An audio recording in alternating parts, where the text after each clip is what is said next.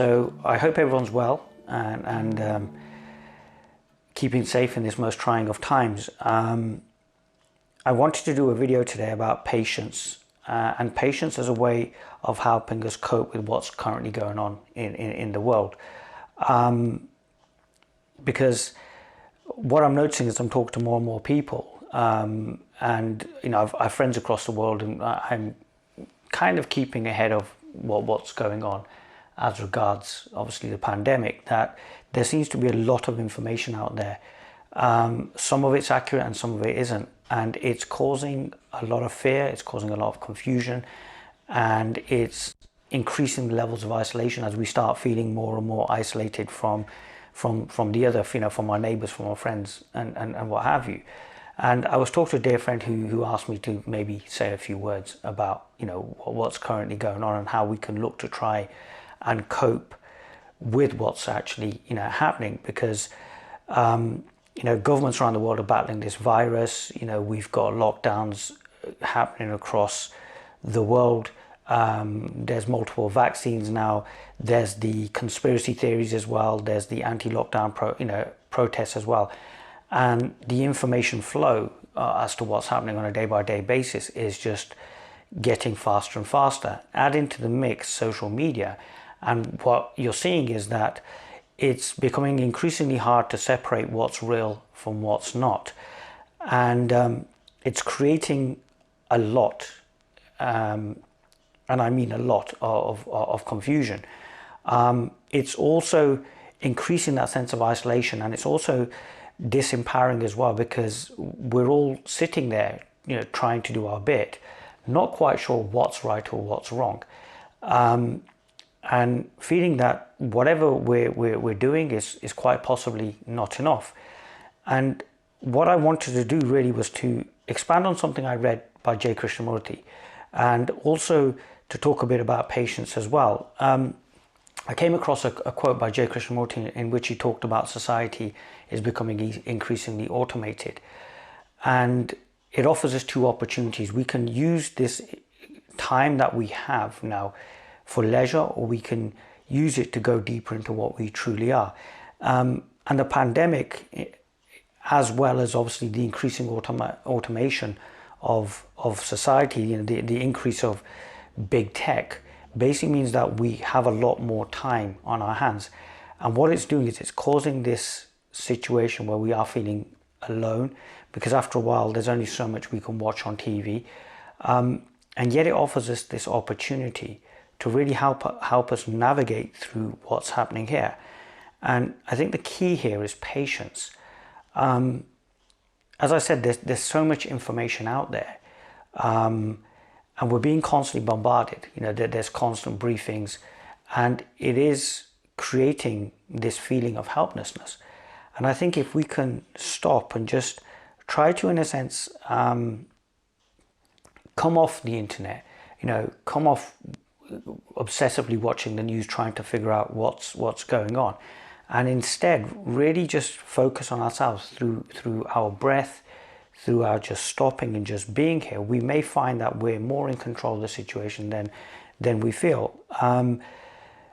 I think with the way technology is now growing exponentially, I think if I'd been doing this 15, 20 years ago, I don't think I could have imagined a time where I would be so spoilt for choice. I can do this video on live stream, I can do this video on YouTube, on Zoom, on whatever platform, Microsoft Teams.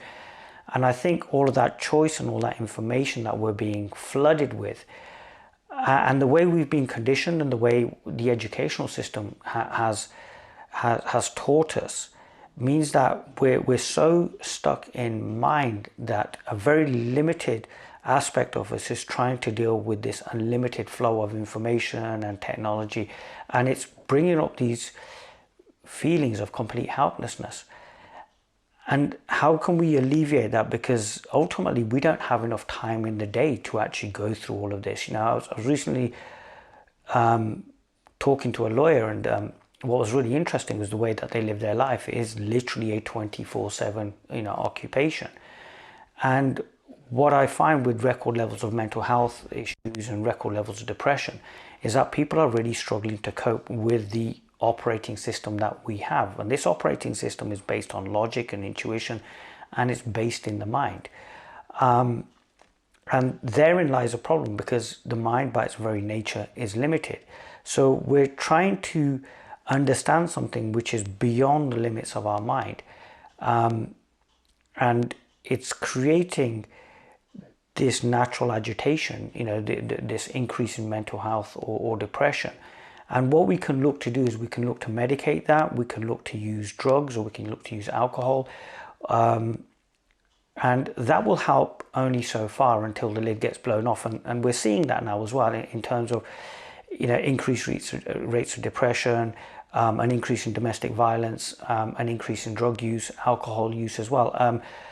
I literally, I don't know if I had to laugh to myself as the appropriate expression, but it's the only one that's coming to mind.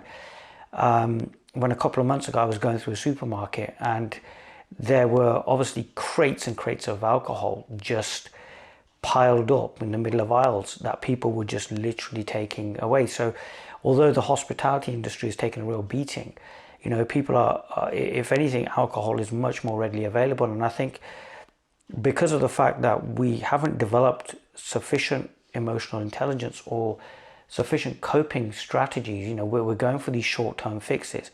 And these short-term fixes in which everything is immediate and now, and it has to be dealt with, is causing this feeling of helplessness now, because what we've used and what's familiar to us is now no longer familiar, and it's not helping us.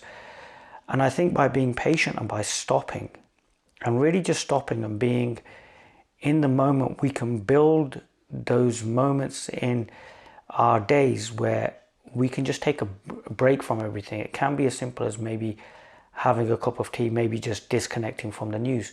And if we allow ourselves to have more of these moments, what may happen is, and I'll describe it in a sense almost as a journey, we can in a sense almost journey inwards and start inquiring into who we really are and what it really means to be us. Because I think this pandemic has really made a lot of people question who they actually are. So a natural inquiry is happening in society. And I feel that that natural inquiry, as it grows and people become more and more aware of who they really are, will see us operating from our natural way of being, which will allow us to cope with what's going on in the world situation.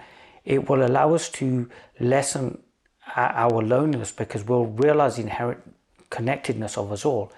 And also at the same time, it will allow us to feel empowered, because we will realize that we're not really our story. We're not really just these thoughts, feelings, or these emotions which are transient, which are constantly bombarding us.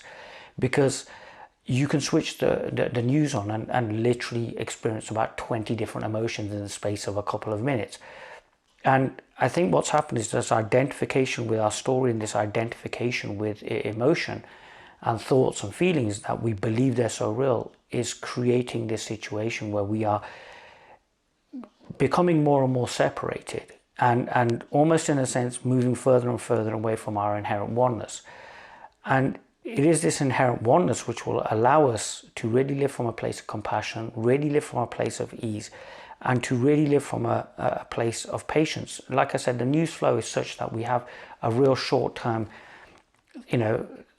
thinking in place when it comes to this pandemic. So, we're more likely to be manipulated. We're more likely to feel fear. We're more likely to act irrationally. I was reading something about debt and how when people are in debt, their ability to think rationally, their ability to really just act from a place of oneness is really impaired, because obviously this constant overhang of debt and this constant overhang of information and emotions and fear and what have you is preventing us from really, being able to see the situation for what it is. The Sufis state, this too shall pass. And if we were to just stop and just to really try and be here, whatever that means for you, because I'm not suggesting, yes, we sit here cross-legged now or we engage in practices.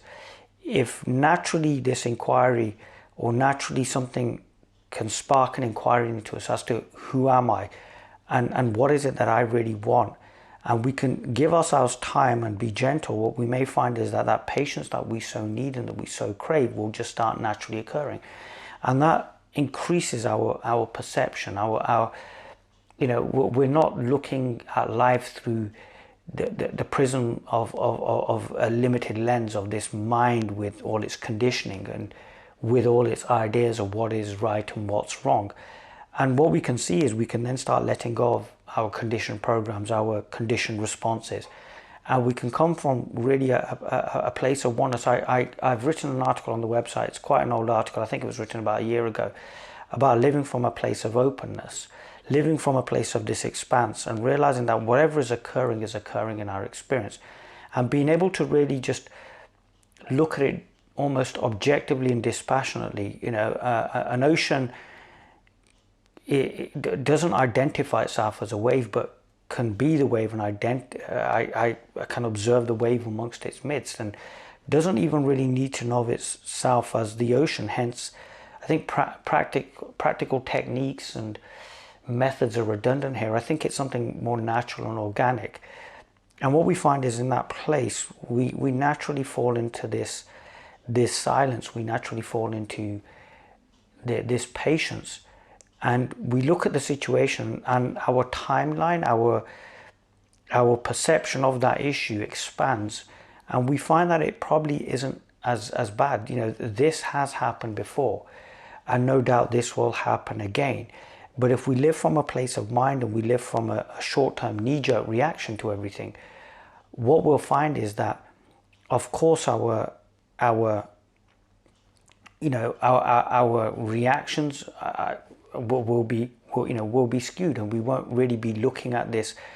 We won't really be seeing this, because we're seeing this through the veils of conditioning. We're seeing this through the veils of thought and feeling. So it could be that the situation isn't as bad as we feel it is, and if we can be from that place, no doubt we are more likely, by being patient, to be able to come out of this situation a lot quicker. It is, I suppose, very easy now to be monitoring this information flow and be looking for the hidden angles,